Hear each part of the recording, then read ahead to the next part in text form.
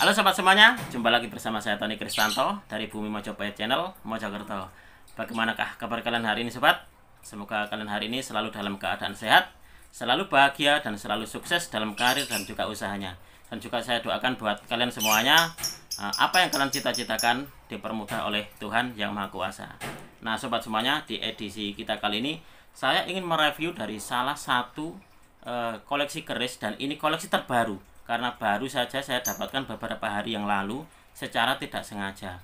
Dan kalau boleh dibilang sobat, keris ini adalah salah satu keris yang saya idam-idamkan, dan juga ada salah satu dari ciri yang saya cari selama ini. Nah, keris apakah itu? Langsung saja kita akan review bersama.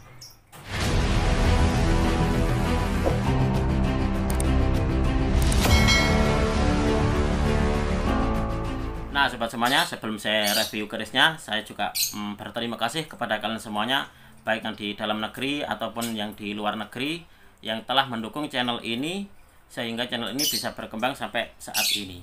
Nah sobat semuanya, ini adalah salah satu keris yang kalau boleh dibilang ini adalah keris pertama saya, dalam artian dapur pertama saya, dapur keris pertama kali saya punya. Nah, cuma sayangnya untuk yang keris pertama saya itu sobat, itu sudah saya maharkan dulu. Dulu waktu itu saya belajar untuk menjual pusaka, dan ternyata berhasil dan keterusan sampai sekarang. Dan itu adalah keris pertama saya yang saya jual itu. Jadi saya makanya kenapa kemarin itu, wah saya kok kepingin sekali ya, pengen keris yang seperti keris pertama saya itu. Nah, ini adalah dapurnya, dan ini saya dapatkan kemarin secara tidak sengaja sobat. Dan dapurnya adalah berdapur jaran goyang. Jadi keris pertama saya yang saya miliki adalah keris dengan dapur jaran goyang sobat. Waktu itu saya waktu saya kepingin keris itu, saya nggak melihat ini tuahnya apa, lalu untuk jaran goyang itu filosofinya seperti apa. Jadi yang saya lihat waktu itu adalah, yang pertama sekali saya tanyakan kepada penjualnya itu adalah, apakah kerisnya bisa berdiri waktu itu. Nah ternyata waktu di foto sama beliau itu berdiri. Entah kenapa kok bisa berdiri seperti itu, karena saya coba di rumah waktu kerisnya datang, oh nggak bisa berdiri kecuali kalau diberdirikan dengan menyandar warangkanya sobat. Nah ini adalah keris penampakan dari pusakanya sobat. Dan untuk warangkanya ini bukan warangka aslinya, karena warangka aslinya adalah ini adalah warangka aslinya. Dia memakai gandarnya ini gandar iras, sama juga untuk stylenya adalah gayaman Yogyakarta. Tapi saya kok sayang sekali ya, karena kan kerisnya ini bagus menurut saya, dan juga yang selama ini saya cari, dan juga ada salah satu ciri yang selama ini saya idamkan. Nah, makanya kenapa akhirnya untuk kerisnya saya kasih di warangka ini sobat. Nah, ini adalah warangka, ada di galeri saya ada warangka nganggur, dan juga bagus sekali. Ini adalah warangka lawasan sobat. Nah, ini warangka lawasan, dan untuk stylenya adalah dia memakai gayaman Yogyakarta. Begitupun juga untuk dedernya. Nah, ini kalau dari teman-teman Tosan Aji, ada yang menyebut ini adalah kulit penyu ya. Dan untuk pendoknya ini kayaknya seperti gaya-gaya dari pendok ini loh, Madura, kalau yang ini sobat. Nah, coba kita akan lihat penampakan kerisnya seperti apa.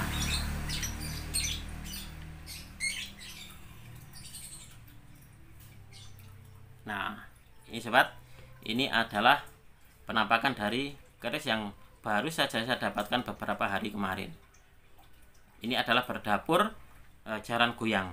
Jaran goyang itu ricikannya adalah, pertama dia memakai luk dengan jumlah luk 7. Nah, 1, 2, 3, 4, 5, 6, 7.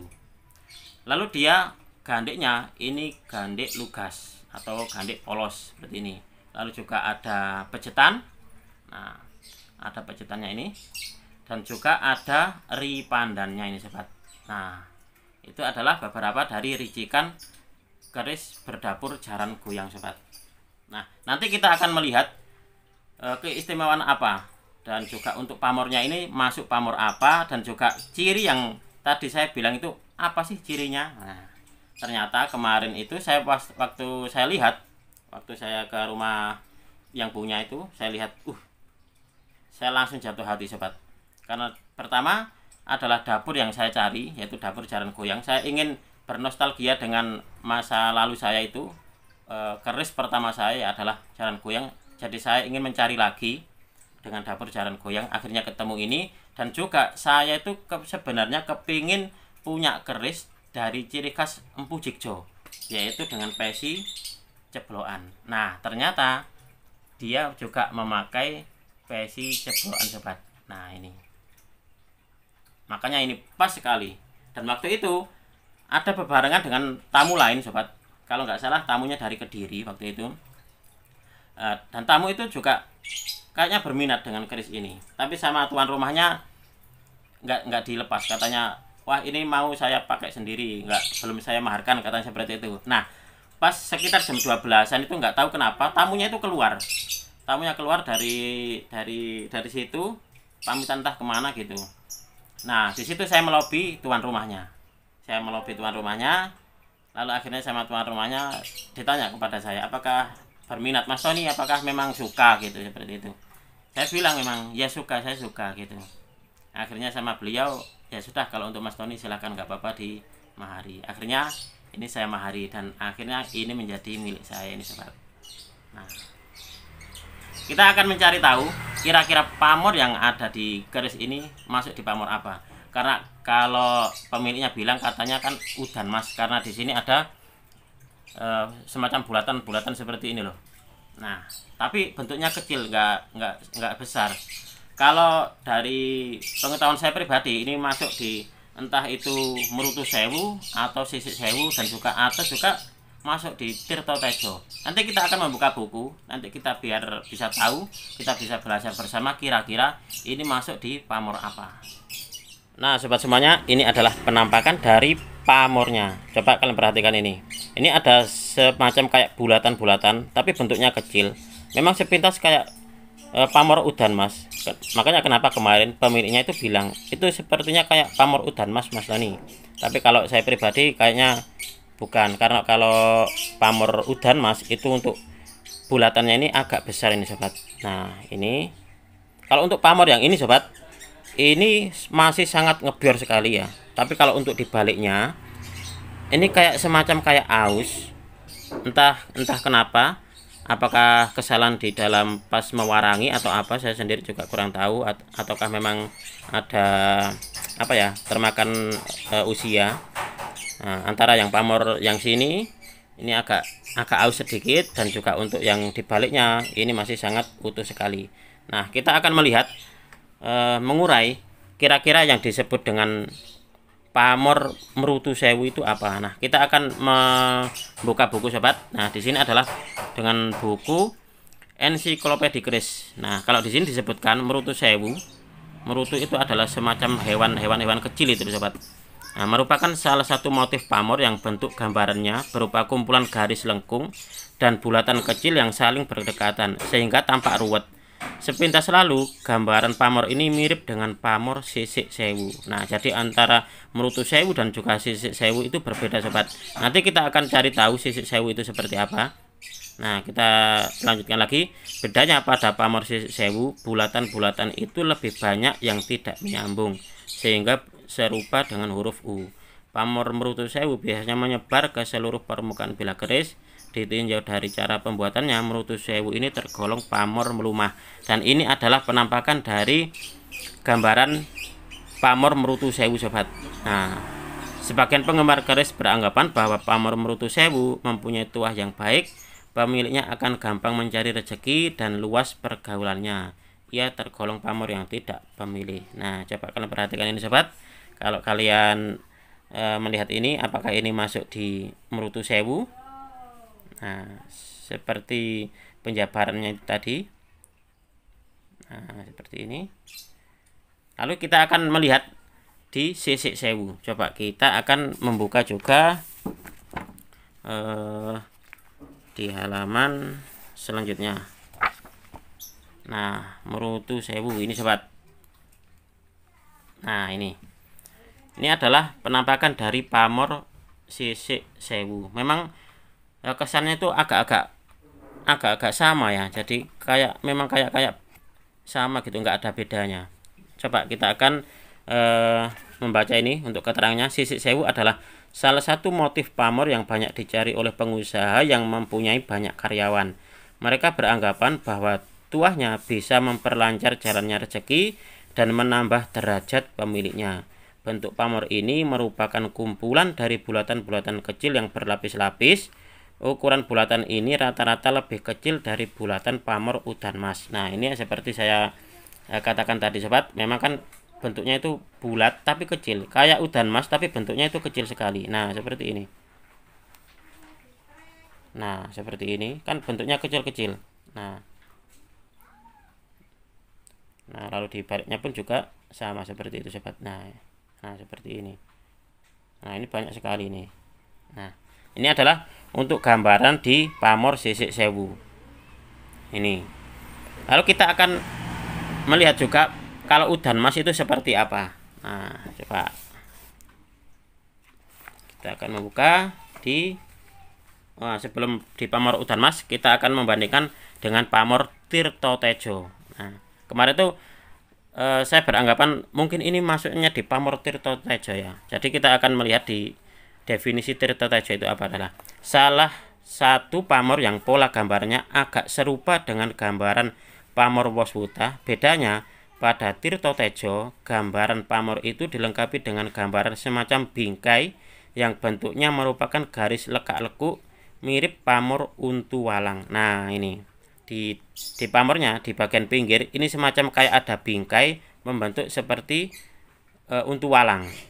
Nah, Tirtotejo yang berarti air berkilauan tergolong pamor merumah yang sulit pembuatannya. Sebagian pecinta keris percaya bahwa pamor Tirtotejo mempunyai angsar yang dapat membuat pemiliknya menjadi menonjol dan tenar di lingkungan pergaulannya. Nah, kalau saya bandingkan dengan ini sobat, kayaknya kok tidak masuk pada pamor Tirtotejo, tapi lebih kepada Sisik Sewu kalau saya pribadi. Kita akan melihat kalau udan mas seperti apa. Nah, kita akan buka untuk biar kita bisa membedakan. Nah, ini sobat, ini adalah untuk yang udan mas ya, bentuknya ini seperti ini. Nah, udan mas adalah salah satu motif pamor yang amat terkenal dalam perkerisan, terutama di Pulau Jawa, karena pamor ini oleh sebagian pemilik keris dianggap sebagai pamor yang tuahnya dapat membuat pemiliknya kabur ya, didekati rezeki. Sebagian lagi beranggapan bahwa tuah pamor ini dapat membuat pemiliknya jadi bakat kaya, jadi mempunyai bakat kaya gitu loh. Makanya orang Jawa menamakannya kuat kebandan. Makanya kenapa keris dengan pamor udan mas ini banyak sekali dicari oleh para pecinta tosan aji sobat. Nah, ini adalah perbedaannya. Jadi kalau udan mas itu seperti ini, kalau ini Tetesing Wareh dan ini Sisik Sewu. Nah, kalau yang ini Merutu Sewu. Nah, kalau saya pribadi sobat, saya lebih cenderung ini masuknya di pamor Sisik Sewu kalau saya pribadi. Kalau menurut kalian ini kira-kira lebih condong masuk ke pamor apa sobat? Apakah Sisik Sewu ataukah Merutu Sewu? Nah, ini adalah penampakannya. Dan juga sobat semuanya, keistimewaan dari pesi cebolokan ini, ada yang bilang ini adalah pesi ini gapit wayang. Kalau saya pribadi menyebutnya ini adalah pesi cebolokan. Jadi konon di dalam dunia tosan aji, tuah dari atau fungsi ya angsar dari pesi cebolokan ini adalah dia memperkuat dari daya astral dari pusaka tersebut. Jadi memperkuat esoteri, memperkuat daya dari pusaka tersebut. Nah, konon katanya seperti itu dalam babakan pengetahuan tosan aji sobat. Nah sobat semuanya, setelah kita melihat dari pamornya, saya akan sedikit untuk menjabarkan dari jaran goyang itu bermakna apa, filosofinya apa. Jadi jangan salah sebut. Kalau ada yang bilang jaran goyang. Kalau menurut saya pribadi itu adalah penyebutan yang salah, karena kalau goyang itu kan artinya joget ya. Yang betul itu adalah guyang. Jadi jaran goyang. Jaran goyang itu bermakna, jaran itu artinya kuda sobat, dan guyang itu artinya dimandikan. Jadi makna spiritual yang tersirat dalam keris jaran guyang adalah jaran itu melambangkan keperkasaan, kejantanan, kekuatan, dan juga keberanian serta sifat yang liar. Dan guyang itu adalah suatu tindakan untuk membersihkan. Jadi guyang itu atau memandikan itu sobat. Jadi sifat liar yang ada dalam diri manusia seperti kesombongan dan hawa nafsu yang berlebihan itu harus dibersihkan atau dikendalikan agar mendapat pertolongan dari Tuhan atau mendapat berkat dari Yang Maha Kuasa. Itu seperti itu. Makanya kenapa keris jaran goyang itu sobat, juga ada yang mempercayai itu bisa mengikat sukma dalam urusan asian. Jadi bukan semata-mata untuk asian pengasian antara wanita pria dan wanita juga, pria dan wanita, tapi ini kalau saya boleh bilang ini bersifat universal. Jadi untuk asiannya adalah juga banyak disukai orang lain. Nah, seperti itu juga termasuk dari bentuk ASEAN itu sendiri sobat. Karena kalau untuk pecinta dari tosan aji pemula, untuk jaran goyang sendiri itu identik dengan ini ya, hal-hal pengasian itu seperti itu sobat. Jadi kalau boleh dikatakan, keris dengan dapur jaran goyang ini pun juga konon tuahnya itu dipercaya juga dalam hal pelarisan. Nah, karena kan fungsinya untuk ini ya, ASEAN, agar kalau kita berdagang seperti itu juga banyak sekali yang mengasihi. Nah sobat semuanya, di sini saya juga ingin menambahkan satu lagi, ini ada sesuatu ciri khusus. Ini ada semacam kayak ada tanda khusus, dia berada di atasnya pesi ceblokannya ini sobat. Nah di sini kayak ada diketok gitu ya. Nah coba kalian perhatikan, semacam kayak kalau di pamor itu kayak semacam kayak pamor kudung gitu. Nah seperti ini bentuknya. Nah coba kalian perhatikan. Nah terlihat kan ini, dan dibaliknya pun juga sama seperti itu. Jadi ini pasti ada maksud tertentu sobat dalam pembuatan semacam kayak rajah ketokan gitu, diketok gitu kayak. Nah ini semacam kayak segitiga gitu ya. Nah ini adalah salah satu dari keunikan tersendiri dari pusaka yang baru saja saya dapatkan ini sobat. Nah luar biasa sekali. Nah demikianlah tadi sobat, kita sudah mereview bersama tentang salah satu dari dapur pusaka yang berdapur jaran goyang, bukan jaran goyang. Nah semoga video ini bisa bermanfaat bagi kalian semuanya, khususnya bagi kalian para pecinta tosan aji pemula. Apabila saya dalam penyampaian review tadi ada kesalahan, baik itu dalam ricikan keris, atau juga dalam pamor, atau juga dalam hal lainnya, saya memohon maaf yang sebesar-besarnya. Dari saya cukup sekian. Terima kasih dan salam dari bumi Mojopahit.